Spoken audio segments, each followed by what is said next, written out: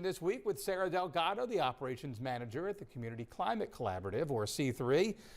Loved seeing what you guys did yesterday with the schools and getting these climate activity kits out to more than 1,000 students in Albemarle County. So take us through what's in the kits, what they are, and kind of how all of this got started initially. Yeah, so the kits are a collaboration with the Virginia Discovery Museum and Albemarle County Schools. They started actually because of the pandemic. So before the pandemic, we've always been really into our youth work and going into schools, talking to students, doing projects with them, talking about climate change and climate solutions. And then when the pandemic happened, we couldn't go into those schools anymore. So we came up with this kit that kids could take home with them and still get that same experience and educational value. So what happened after the pandemic is that these kits were still so loved by the students and the teachers that we keep doing them. And it's like a present for each student because they just each get their own little box to open with a bunch of goodies.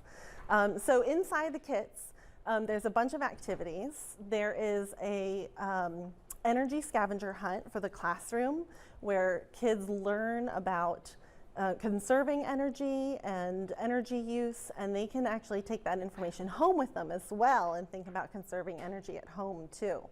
There's also a build a windmill activity where kids learn about wind power.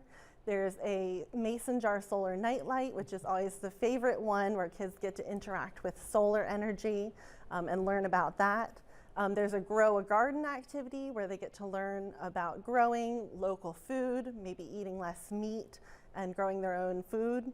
And then there's a design an electric bus activity where they get to learn about electric vehicles and get a little creative too.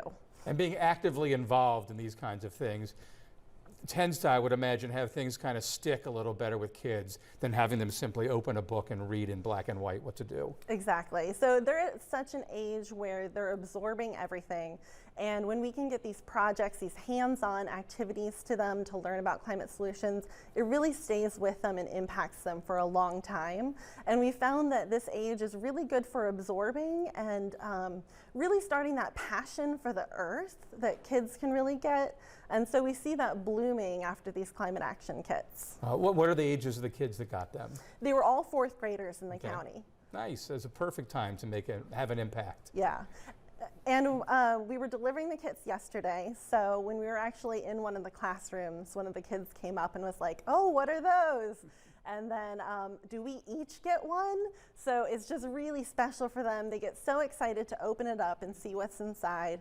And it's great for the teachers too, because the teachers can incorporate their other educational materials, their science curriculum, with what's going on in the boxes too. All right, well, continued success with this. See, the pandemic did spur some positive things. Yeah, absolutely. Yeah, and we have a positive spin on the solution. So it is definitely a positive thing. Sarah, thanks as always. Thank you. Casey?